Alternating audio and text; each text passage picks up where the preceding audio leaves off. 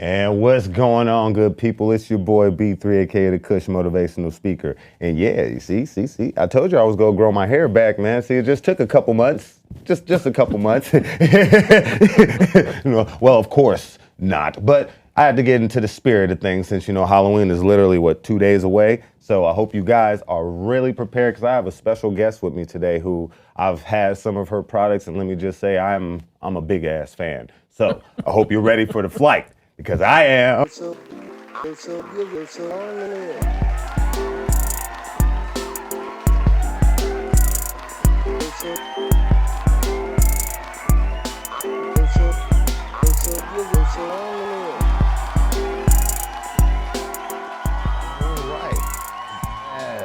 And how y'all doing, man? Welcome back to the Zero Gravity Show. Yes, I am here with someone very special in mind because I had met her not too long ago, but I've been trying to get her on the show for a minute. So I hope you guys are prepared. Get ready. Let's get a drum roll.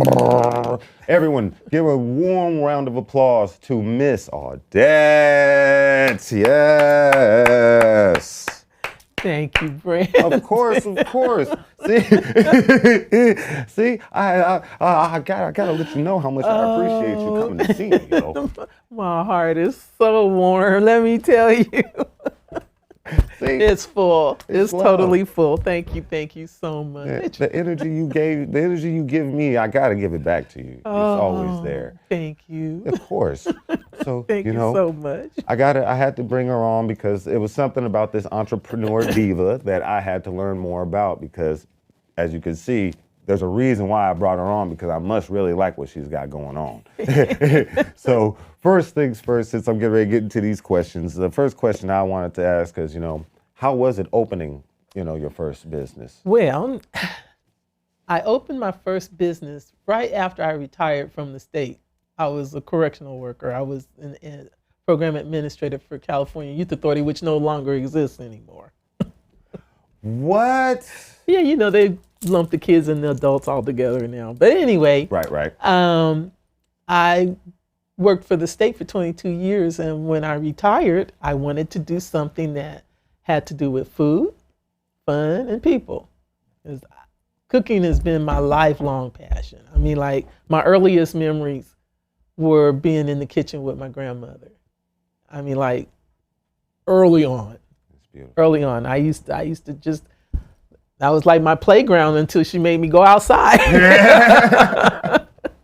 Anyway, and I wanted something that didn't have anything to do with crime or deviant sex because I was a sex offender specialist, juvenile sex offenders. So I worked with, so some deep stuff. So I was like, can we just regular people, right? I'm tired. Yeah, I'm tired. Right. So me and one of my cousins were talking, and she was selling Afrocentric clothing at these festivals.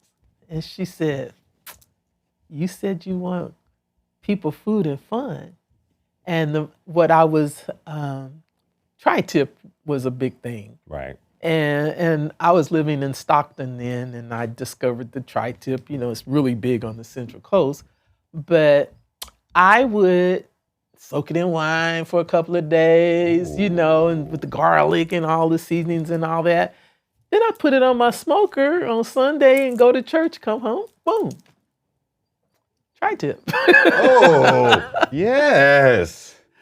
And the guy that I married, he didn't understand where's the fire? It's over there. The heat's over here. It's cooking slow and it was tender. Oh. It would be so tender. And so what she said, all these people out here with these tri-tip sandwiches at these festivals and everything, they cut it and you bite it and the whole piece comes out. You can't even bite it. It's just, she said, they need yours. Yes. Right? Yes. So I played around and I decided, okay. By that time I moved down to the Central Coast, and we decided we would do Southern style barbecue and smoke, because everybody grilled there. There was Right. no smoking anything. So I got a smoker, 13 feet, 8 feet of cooking surface, fuel box on the end, big old chimney over there. I was smoking some tri-tip ribs, and I would do the festivals and all that kind of stuff. And I made, I've been making this, my grandmother made barbecue sauce every year for the family. Right. And when I was like in junior high school, I'd go over there every year around April or so, March, April, and we'd make all these jars of barbecue sauce, put them in her pantry, and Memorial Day, people come get their jar, get there. I believe it. And she always saved whatever was left over last year for her house. And so I didn't even know that people bought barbecue sauce till I was in college, right? I go to this cookout or like a little get together, and the girl's house that we were at said we needed some barbecue sauce. And I was like, asked me if I would go to the store. She said, "You got a car?" I said, "Yeah." She said, "Would you go get some barbecue sauce?" I said, "Where?" She said, "At the store." I was like, "You buy it?" Like, I'm making it for years. You actually buy it? And I was like, and she said, "Well, yeah, don't you?" And I said, "I never have." And she said, "Well, what do you do?" I said, "Well, I make it." And this brother was kind of hearing, he said, "Sister, what you need?" Yeah, I got you. So I named it off what I needed, and I think she had everything except for the liquid smoke. Yeah, he said, "I got that. You get started. I'll have it by the time you need it," right? And so I made it. I just made it really quick there, right? Because it was just a little bit. Right. I'm used to making enough for the whole family to last all summer. So it just never occurred to me that people wanted to buy the barbecue sauce, because the block I grew up on, there was people from Texas, Alabama, Mississippi, Louisiana. Everybody had their own barbecue sauce. There wasn't nobody buying it, because every state had it, kind of already their own way. Some was really smoky, they put a lot of the liquid smoke in there. Some would have the hickory flavor. So it was all different. It was all different. And so the way ours got to be was, my grandmother was a Depression era mom, and somebody opened up a barbecue shop in the neighborhood, and the kids wanted to go get barbecue, and they couldn't afford it. So my grandfather got a drum, one of them drum barrels, right, and cleaned it out and made a pit. Oh, wow. And she made some sauce. And that's what this is. In history, made. So that's what we would. And really, it was this one. This is a special, No Joke is the hot one. One that, No Joke. Show them. No Joke is the hotter one. And this is what I grew up on, was this one. This one in particular. Because it has a kick to it, a little spice. Sugar, it's sweet, twang, kick. That's What's the name of that one? That's No Joke. No Joke. That's so then I get married to this guy whose family's from Tennessee. Oh boy. Can you calm it down? I was like, what? Okay, it's too hot. Calm it down. It's too spicy. He said, yeah, it kind of bites back. Yeah, see, it's too much for me. I was like, really? Okay. So I calmed it down. That's this one. Special report? Yeah. That's the one that was the one that everybody wanted. Oh, this special report. So I like the names that you came up with. These names is dope. Well, that name came from, I used to have barbecue sauce all the time in my office. Right. I wasn't in business. I was still working. But I made barbecue sauce. Like, I'd give it away for Kwanzaa gifts, and I still made it for family. And it wasn't about a business. It was that you need barbecue sauce sometimes. Yeah. So I always had some in my office. And this guy that worked with me, the institution I was working at was going through a really rough time, and the attorney general was always there investigating stuff. So this guy that was working with me, he loved the barbecue sauce. And we were having some kind of barbecue or something on the grounds. and my team was sitting together, and he asked me, he said, "You still got some of that in the office?" And he didn't want to say what it was. I was like, yeah, we can't keep on the said, hush. yeah, it's in there. And so when he got it, he had he got the container that it was in. It was tall, and he took some paper and wrapped it around there and brought it to me. And he said, "Here's that special report you asked about." Oh. Well, nobody want to hear nothing about a special report because that's trouble. Because this was during that time. It was like, everybody was like, "I don't want to know. I don't want to know. Not here. I'm not listening. Right?" I said, "Thank you." Right. So now nobody's even paying attention. And my whole team goes and puts the barbecue sauce on there, wrap it back up in the special report, and take it back to my Oh, I love it. So it has a name after that special report. I love the name. I love it. That no joke special report. God. He keeps it, and the reason why I call this one no joke was because you see people tell you stuff is hot All the time. Is the hottest thing on earth. This is the hottest thing Dave ain't playing when he insanity when he said, okay, so and it is insane. Yes. That's the truth. But most of the time when you on the you know, and he got a warning, dial 911, right? but most of the time there's it just says it. Right. And I'm like, they have no knowledge or relationship with heat. They're not ready. Yes. So that's why it's got flames on there, and it's no joke. But it's not insanity. You're going to get some sweat on your nose. You might have to dab yourself a little bit. Right. But you can keep on eating because it tastes good. Because you don't want nothing to burn you out. No, it's because eating is supposed to be a pleasure. Yes. Always. Yes. Every time. If it ain't nothing but a piece of toast, pleasure.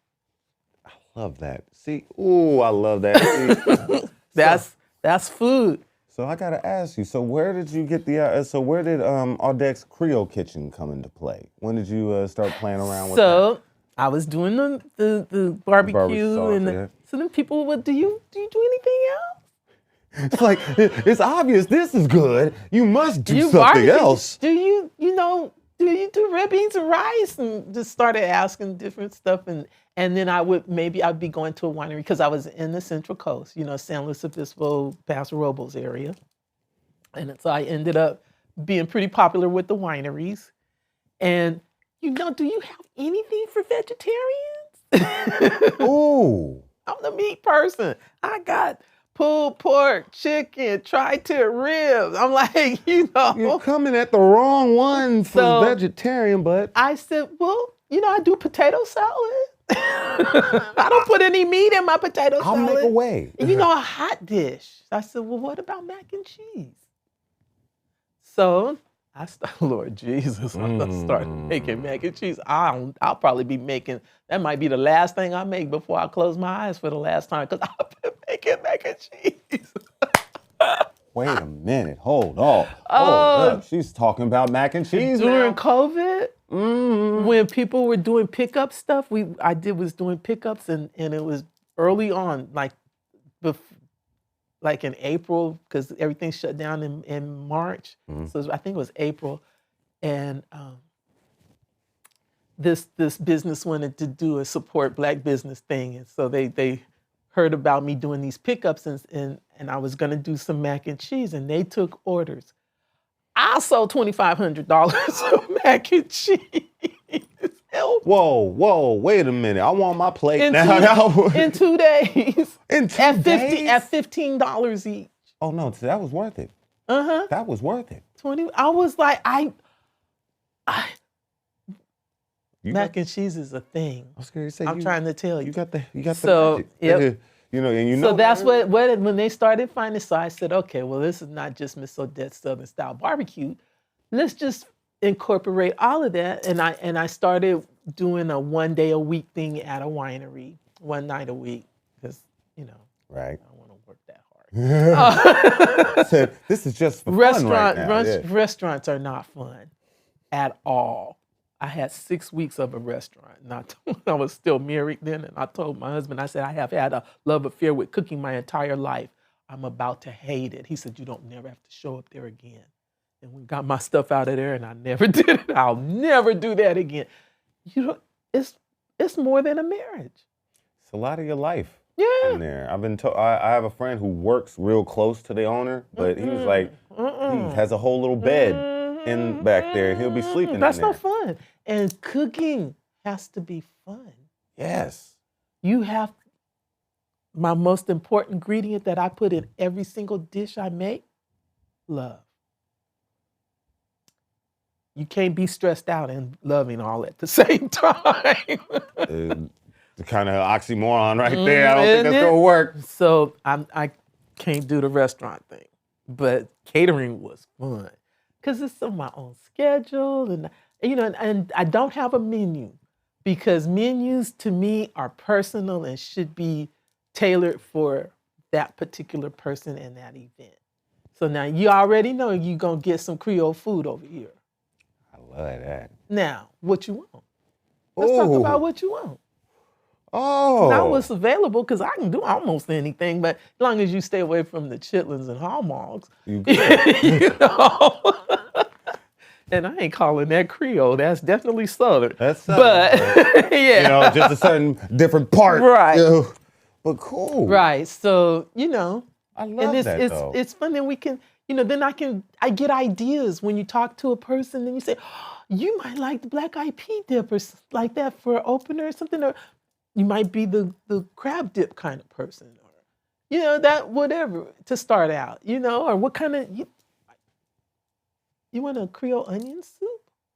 It depends on what it is, on person, who it right? is and what and how much they want to spend. I was of course. Say, I'm on. But got me hooked on the mac and cheese now. I'm like, I'm my locks keep going back in my head is macaroni and cheese, macaroni. So I'm gonna have to. And it's classic. Uh-huh. It's classic because I am of the opinion that as soon as you put a third ingredient in with the mac and cheese, you have a casserole now. I'm not a casserole person, really. But, other people. Macaroni and cheese, milk and eggs, butter. Oh, yeah. I like how you use the butter as the last resort. Butter. Because that's the last thing I put in there is the butter. That's part of the love, not all of it. That's why you get that really pretty brown on the top. Yeah. I love it. Yeah. So since I know the kitchen was more on that side right now, because now you're pushing more of the barbecue sauce. But since even though with that, I'm doing videos though. See, yeah, cooking videos, cooking.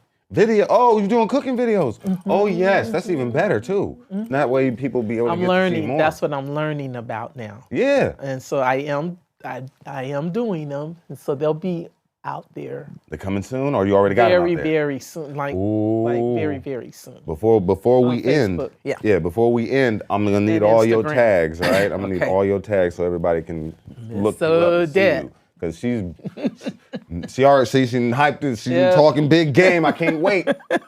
I really can't wait. Yep. So with you starting this, with you doing the catering thing, and even back then, what would you say is the biggest misconceptions? Because there's always a hater. Because you got something on the market, you rolling. There we go. That's what I was hoping you would say. Talk to me. That's what they think. I'm like, I just got it there. Like, I got into Costco. Right. One Costco. The misconceptions of that. Oh, you must be good. Lord Jesus. I'm blessed. I'm grateful. And I know I'm blessed. I just happened to be having a booth at the fair when Costco was gonna open. And they was looking for vendors. And they tasted my sauce. And got me in. I didn't have to go through what everybody goes through to be a vendor. You tasted good.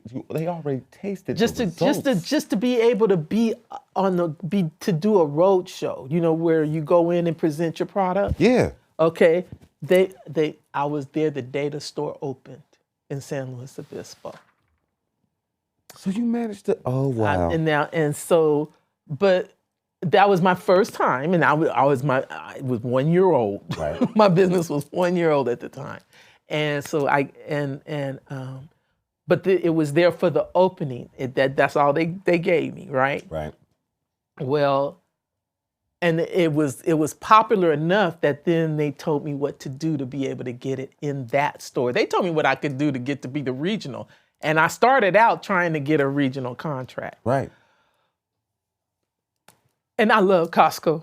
I love Costco. I love their philosophy. All of the years that I was there, they had the same people working there. That tells you a lot about that company. Yeah, okay, that's respect. so they're paying them. They get good benefits and all of that. Their markup, they pay their vendors. I made the most per case from them than anybody. Oh snap! Except for my regular customers, yeah. And they have a small markup. So they sold it cheaper than I did. But they sold way more than I did.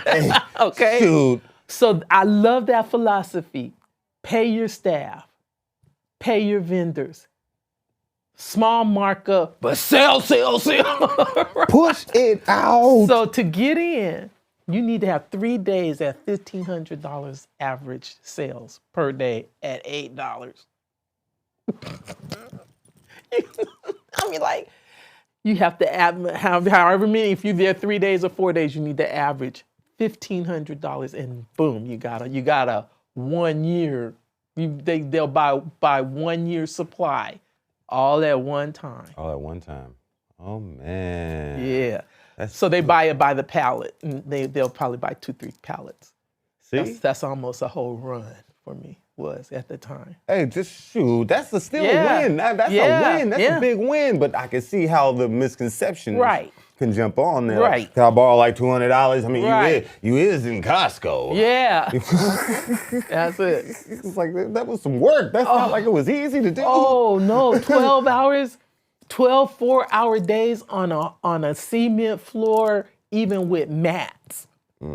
You're down for a week after that.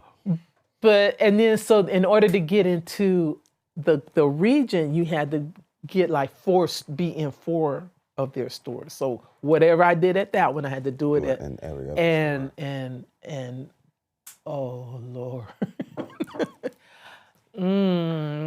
I think my temperament, especially at that time, for rude people and unruly children, is I needed and nobody wants to buy the sauce from other people. They want to buy it from me.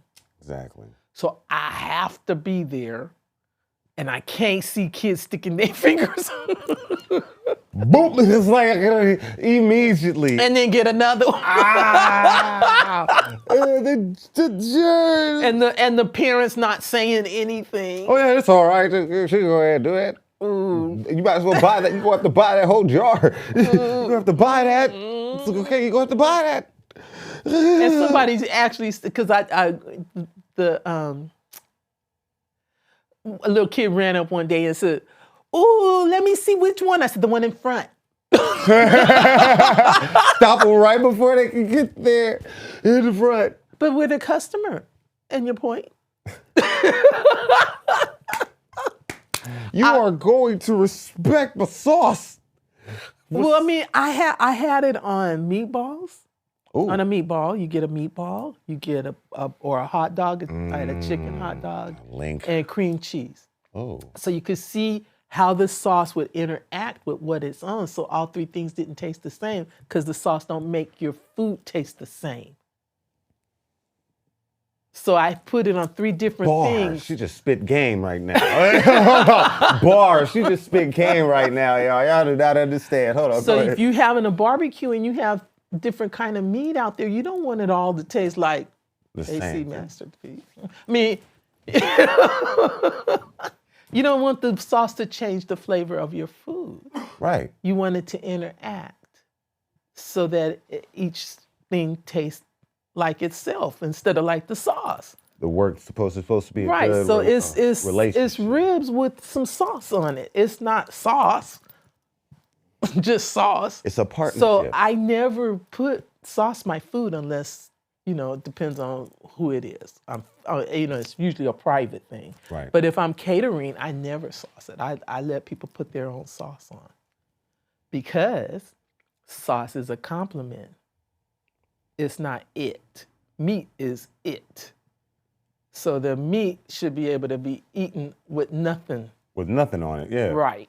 Yeah, the sauce is the compliment. It's the compliment. Yeah, it's kind of like the blank, kind of like it's a nice little blanket on top, but it's not the main dish. So. No, it ain't the bed. It's not this. Oh, give me some. Oh, it's not the bed. The sauce is the blanket. It's the blanket. The meat's the bed. bed. Oh, Thank God. Talk to him. Talk to him. See, I told you I knew it. I knew it was going to love you on here. I told you. Oh, so Yeah. along with the catering, because most likely you gonna be getting calls from me to cater. What would you say, like if you can pick one? I just need one scenario. What you say would be your biggest, difficult, a real difficult situation that you had to kind of get around? Because I know the unruly kids and that, but I know you got a situation like that, like a struggle. Struggle. Like a little struggle, let's just say. Not a difficult situation I was in. Sort of in between, yeah. Would that be like somebody accusing me of shorting them? There you go. Would that be? Oh, That counts. that counts. Yeah. That counts. Yeah. That happens a lot. No, that only happened to me one time, Oh, really? and they made my team made me go home Whoa! Oh no, that's because of the. because I didn't. I mean, and he was rude. He was rude to me. And if I would have shorted him, Right. then that's a reason to be rude. There would be. No, it had nothing to do with me. And so he was jumping all kind of conclusions and stuff, and it was at a winery, and it was the owner. And I knew the tasting room manager. Right. Because she had graduated from high school with my son, so I would do almost anything for her. And so I had done a lot of things for her, and getting her out of hot water stuff, kind of, or doing something for them at the last minute, Right. and that kind of stuff. And this was one of those last minute things.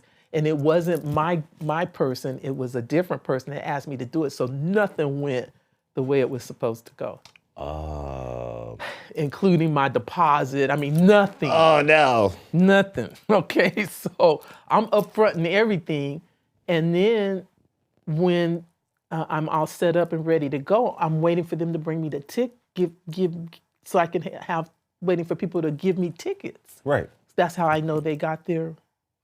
They didn't give nobody a ticket. So finally, I noticed somebody for the third time coming through the line. And I was like, oh no, because I always bring enough for staff, Right. And I said, we better get the staff food out because these people are going to eat everything up, right?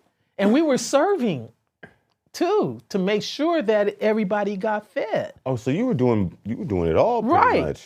And so then the owner comes through the line when I usually have his food somewhere else. And he said, what? You're running out of food? Mad. I mean, loud. Pissed. And I paid for him. And he ain't paid me yet, right? No, he's going on. No. I mean, loud. And I said, hold on. I said, the staff food, I put it over here. Yeah, but I still got people that. Oh, you do? and so I was like, really? And he was saying whatever he was saying, and I was like, and they came and got me. I had to. Yeah, because they could tell just from the look on my face. Because I was trying to de-escalated. Yeah, de-escalate And it things. wasn't, and it was like every time I said something, he went, Oh, so Lord. they saw that hand itching. Yeah. See, it was like, nope. Let's go. Oddette. Nope. Odette, we got it. Go home. Don't worry, we'll Yep. take care of it. So That's a good team, though. At least the team knew, they love me. That's a good team. They knew to see a good team. Get out of here. That's it takes a lot. So, Yeah. yeah. So that's how you know you had a really I great never team. went back there again. And you shouldn't. You don't I need never, to either. ever went back. Disrespect. Yeah, I was like, and short. I mean, I'm the person that what we gonna do with all these leftovers? They were, well, and that wasn't my first time there, so everybody was. Kind of already had a relationship. They already knew. Right. They came and they was ready to eat, because I'd been there several times. Right. I never went back. See, that was his mistake. That was his loss. So, and then the manager moved. I went over there to the other place. See, good things happen to those. Because she said, "I know, Mama. That's just. I know. It's a short notice. It's less than a week. But can you please?" I need you. Okay. I can't do it without you. I got you. So with that being said, since you've done the catering and stuff, what would you say is one of your favorite things that you've cooked for somebody that you've that you were something like I did that shit. I ain't nobody go out do that. What was it that you would Gumbo. say? The gumbo? Twice. I won 2 awards with the gumbo. Oh. Yeah. Oh. The first time I didn't even know it was a competition. And that's not a flex. She not bragging. I didn't know. I had no bragging. idea. I didn't know it was a competition, and it was again early on. And they used to have a Mardi Gras parade in San Luis Obispo, and they had crews. They even had crews and everything. And so the crews would have a gumbo fest, and people would donate. And this, like I said, it was early on, so I didn't know about all of this. But they would have people donate, like restaurants or whatever, and caterers would donate like 5 gallons worth of gumbo, and then they would sell it. Oh. At the fest. But they judged it, and I didn't know they judged it, because they called and asked me for a donation, and luckily I always froze some. So I had some frozen, and I had some stock too. I had enough to come close to the fire. Oh boy. And so I took it down there, and I was gonna leave. And the guy said, "You're not gonna wait?" And I said, "For what?" He said, "To see who wins." And I said, "Win what?" What you talking about? He No said, competition. He said, we judge the gumbos get judged. And I said, "Oh, there's a competition?" Nobody told me. He said, "Yeah." And so I said, "Well, okay." I said, "I'll sit over here." So Ooh. I sat down where I could see where the judges were, right? Right. And I went to the back of the booth where the gumbo was, and I looked at all the different pots. And then I went and sat down. Said, "Hey, let's go." This should be interesting, right? Oh. Because this is my first year. I mean, this again, it's really early, and so and not that many people know me or anything, and so I'm watching them. People, they take them a whole little bowl, and I'm thinking they got like 7 gumbos. They're gonna be full, right? By the time they get to mine. But they did have the good sense not to try to eat it all. Right. It's more like a sample-ish. Right. Type. So I saw when they made mine up, and they took it up there, and it was 3 people. And this was the 2 guys and the woman. And this woman, she had the first one to taste it, and she said, "Oh, Lord." "You guys taste this one yet? Did you guys taste this one yet?" See? Hey, come here. You gotta taste this one. She called somebody passing by.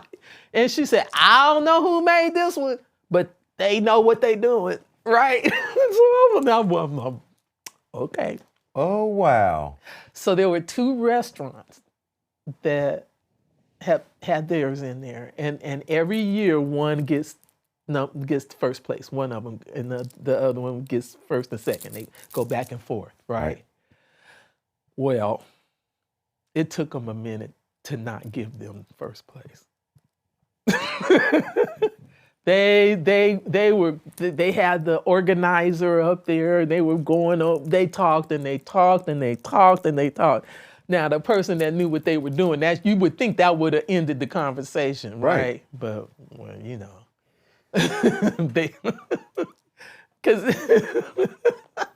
so anyway, I don't know who pulled the rank, but somebody pulled rank. And, they had to. And I got first place. Because they knew. They was like, no. I don't know what you're talking about. This one right here, though.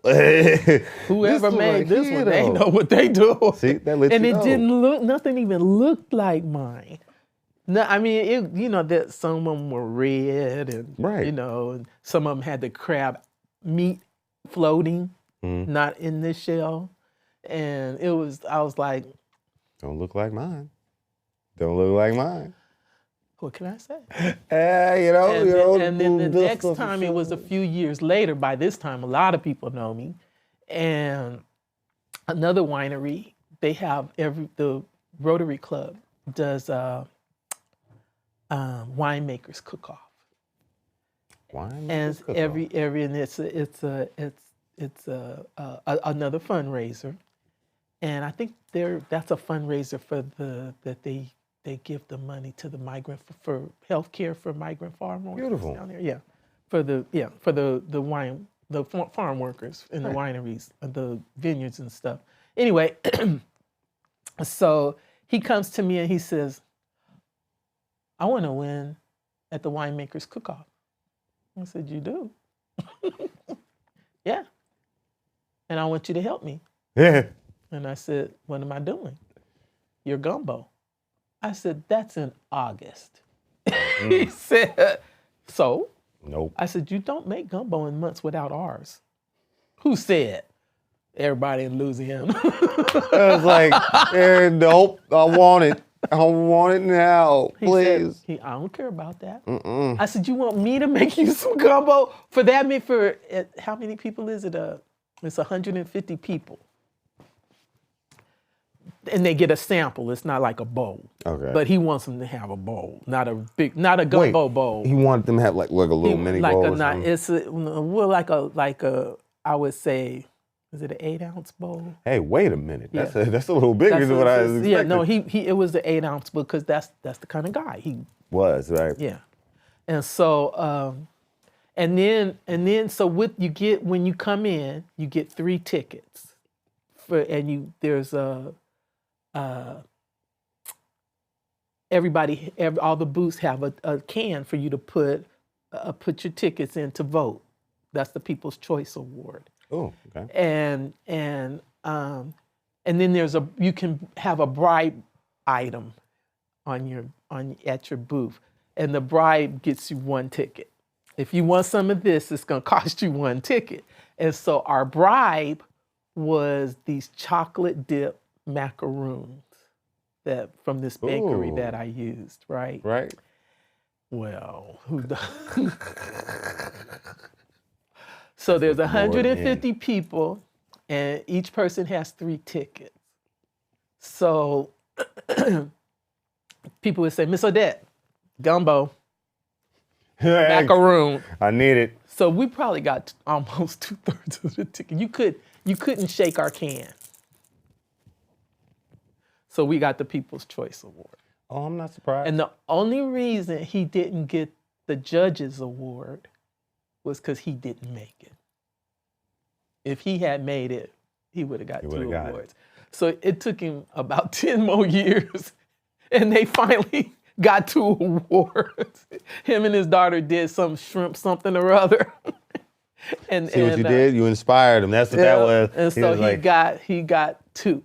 That's beautiful. Yeah. See? But you had to see you made it. I got him the first one. Yeah.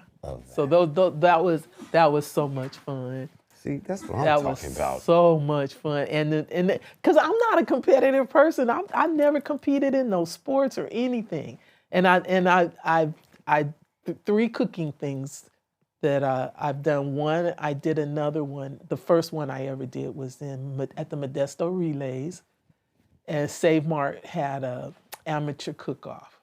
Ooh. For and I was a vendor. I was selling food. Oh, okay. There we go. But then I also entered the cook-off because it was just grilling a steak. I did it 2 years in a row. The first year I was second place, and the second year I was first place. And I got $500 cash dollars, a pallet of Kingsford charcoal, and their top of the line kettle. That was fun. See, ooh. And it was a ribeye steak. That's one of my favorite steaks, too. My God. I'm a big steak dude either way, so Yep. maybe you tell me you make a steak, I'm on. They had that, I put it on a platter, and he said, I would pay $79.99 for that steak right there. Let it be known, I'm paying $80 for this steak. See, Because I was trying, cause you had to make it look good, and the presentation, you had to go. Oh no, I feel that. Yeah. Well, with that being said, because this skill didn't just fall out of the tree, so I gotta ask. So that goes into my next question.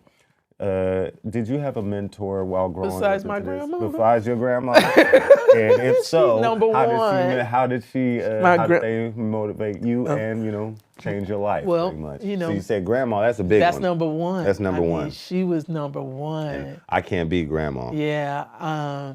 It was her, and then the first time they took me to Louisiana, I was 10 or 11. I was 11.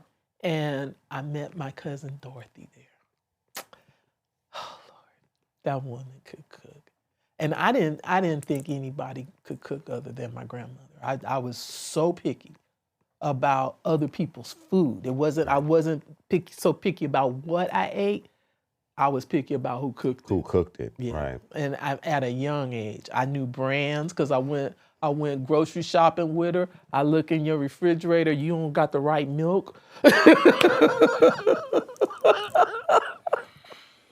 Oh God, it's true. Oh my God. That's true. I was so bad. I look back on how I was sometimes, and I'm like, I got my grandmother in trouble even. And she was a no-nonsense person. Because she had a childhood friend in San Francisco that had one of the houses on Haight Street even. And my mom would go to summer school and stay with her when she would be going to summer school. So one summer I went with her, and this lady was a cook. She was the cook for an Italian family. She cooked for a private this family, and she'd come home and cook dinner. And one night, I did what I always do. I go sit in the kitchen. You cooking? I go watch, because that's how I learned, was from watching, right? And I watched, and my grandmother would quiz me on what she was gonna do. Oh. So not only I paid attention because it was gonna be a test. Right. So, that's good. I like that. This is so I could tell you how to cook anything, even though I had never done it. Okay. Well, because I knew how it was gonna turn out. Right. So she's gonna cook steak, rice and gravy, and cabbage. That's what dinner's gonna be. So she flours the steak. She puts way more flour on it than my grandmother does. But I get it. And she puts the rice on. She did boil the water first. Right. She did put salt in the water. She put the rice in. She stirred it up and put the top on. And then she probably went back 3 or 4 more times stirring that rice. I said, that rice is gonna be so sticky and so mushy. When my grandmother cooks rice, it's every man for himself. It's just so flaky and everything, don't nothing stick.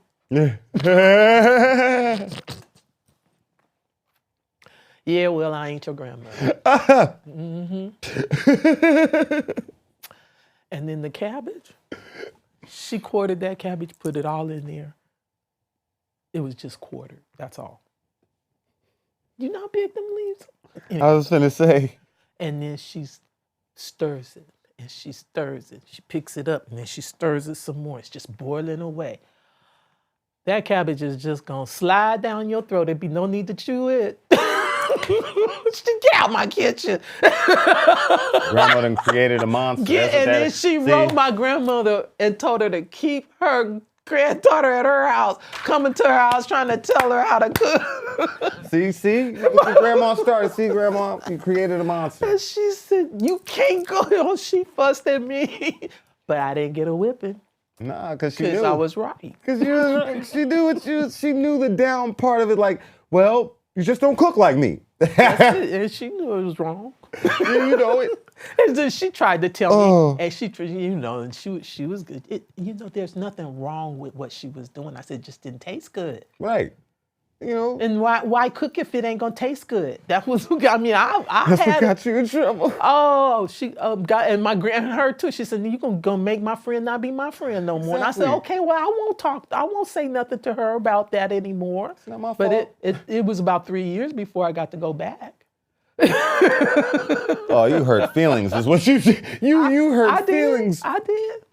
And I was Oh God, that's so funny. Bad. I was really bad. And my aunt would not let me in her kitchen.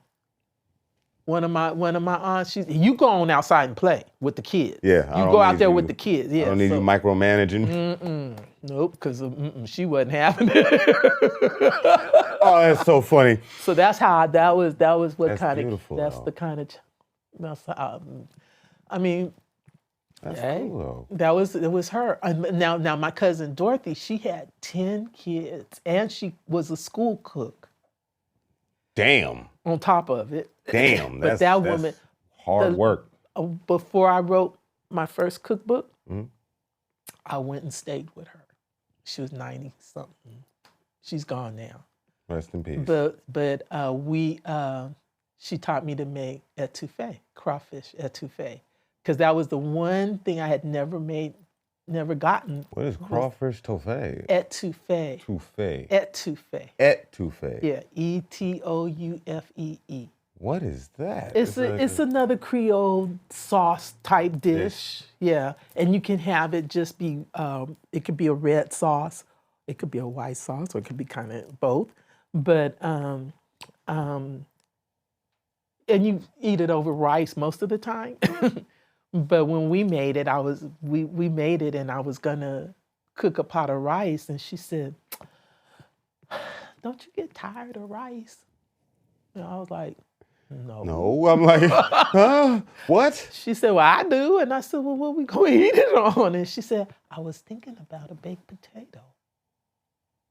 Oh. And I said, "Butter or not?" And she said, "Bake a potato and we'll do one half with butter and the other half without." So we did. A buttered baked potato. Lord Jesus, and I use shrimp etouffee, crawfish etouffee. I never did chicken. I've done chicken. I've done the crawfish and the shrimp. And on a buttered baked potato, oh Lord. That sounds good. It's wonderful. Stomach growling. So yeah, it's different from just the regular Creole sauce, which is plain tomato, mainly tomatoes, with the Trinity and all that in there. But the etouffee, I put it's a little thicker, and I'll add a little cream just to make it more creamy, and it's another good one. Good. That's really good. Well, with that being said, now, since you still in the game right now with the barbecue sauce, so what would you say now? What inspires you now to this day? Like, what's keeping you going right now? What helps you get up in the morning and be like, I think I'm gonna go ahead and knock this out real quick. Work-wise? Work-wise, or just as in entrepreneur side. Like you said, you kind of we relaxing. I'm on the downhill side now, and I'm really I want to do what I need to do to get the videos going. Yes. And matter of fact, we need that. And get those going, and then just periodically do videos. I would like to not do nothing but that, and I want to get the sauce back into the manufacturer so it can go back to the stores. Yes. Yeah, but we didn't cover the personal challenges that I had. So that's that. I'm working on that. making no. that happen. We can get there. Yeah. That time is coming. Well, if you Yes. like, that actually is my other question was going to ask you, what was pretty much a personal thing that you had to get over, or something that, 2010. 20.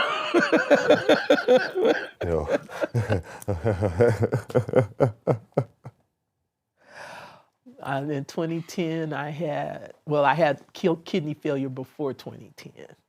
The kidney failure happened in 2008, and then it got really bad in 2009, and then in 2010 January, me and my husband broke up, and then in February, my donor got approved.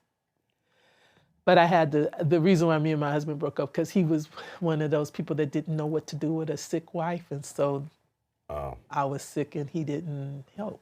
Kind of like all thumbs, I guess you could say, kind of thing. Less than that. More like sit on your ass instead of warm me up a plate, like that. Yeah.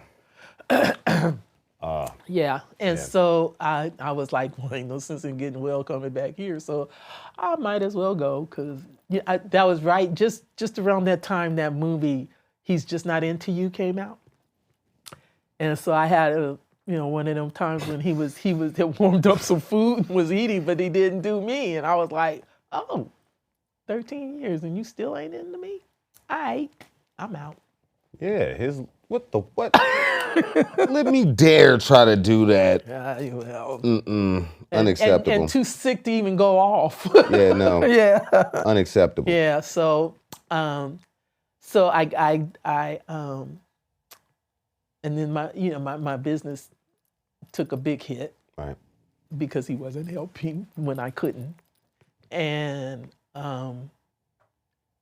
then my daughter, I guess she got scared and didn't know how to come back.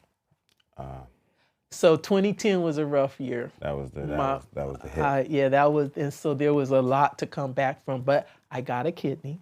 I got my donor. God bless. I had a transplant in May of 2010, and so then I've been on the climb ever since. That's what I'm talking about. Yes. The climb ever since. So that's beautiful.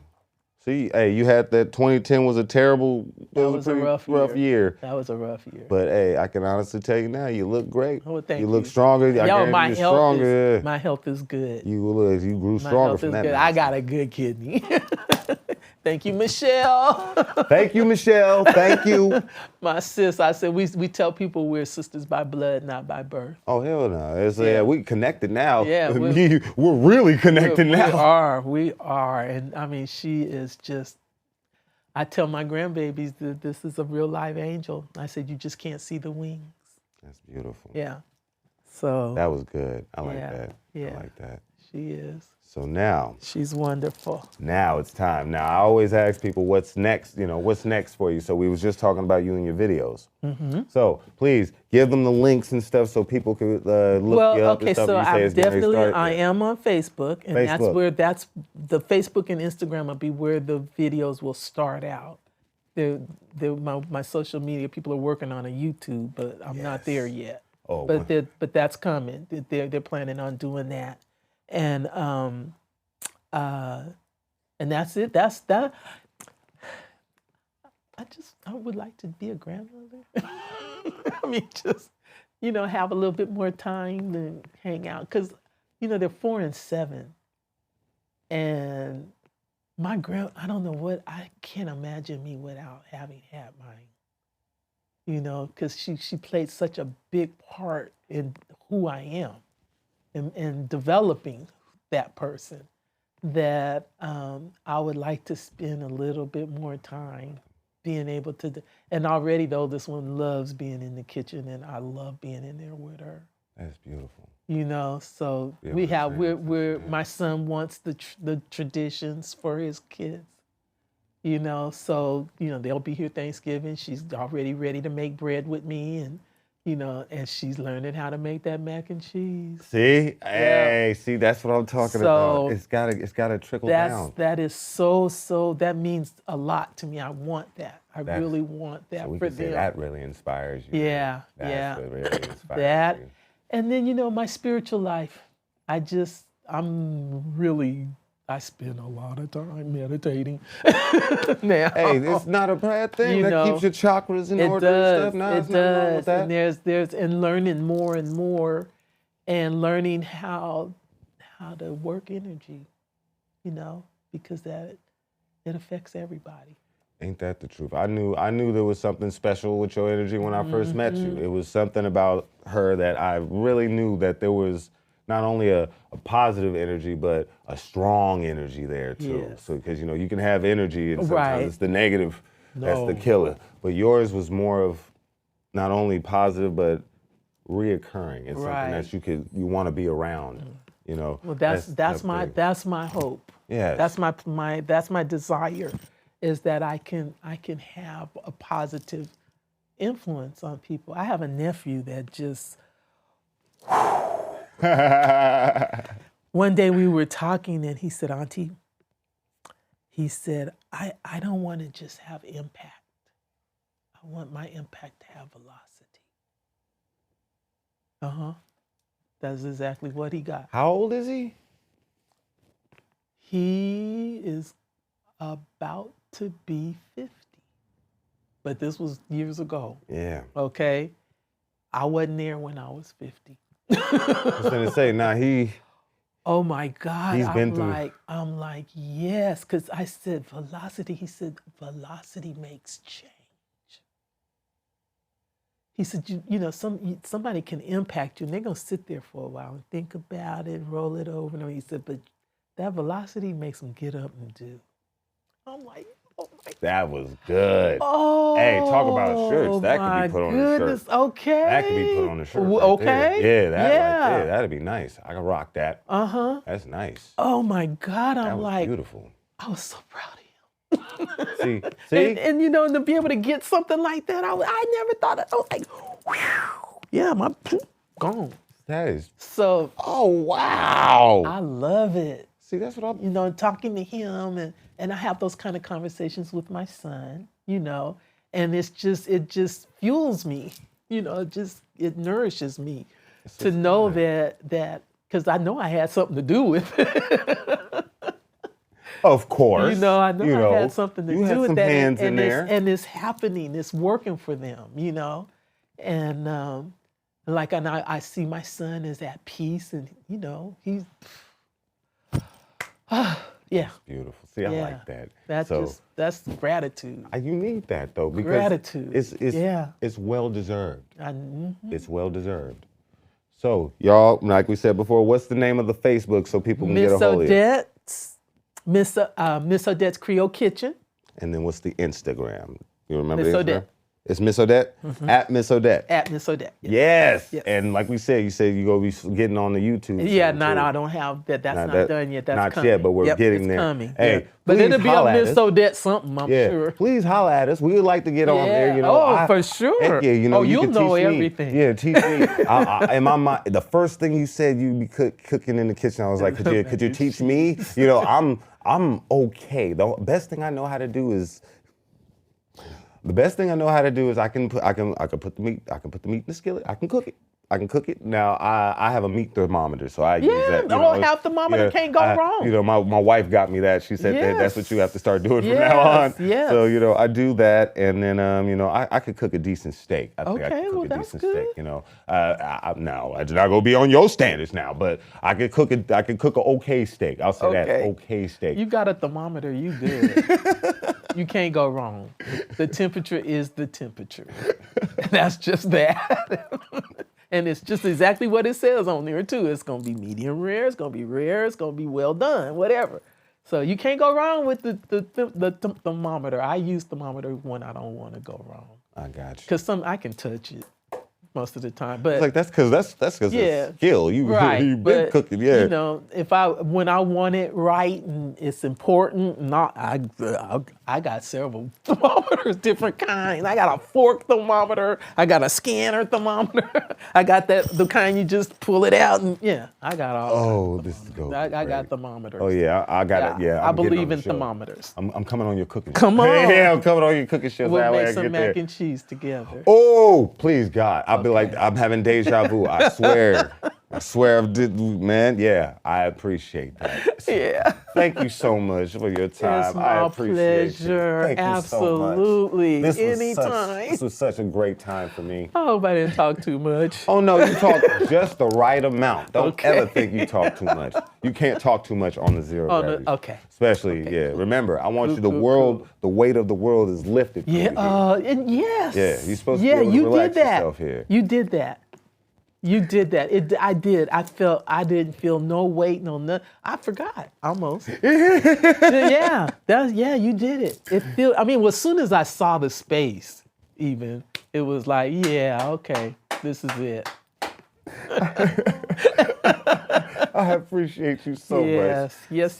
So, all right, y'all. So that is tonight. I want to say if you guys held on this long, thank you so much for tuning in. Be ready for next week because, it only gets better and better. And like a wise man once said, work harder on your dream than your job. Thank you. It's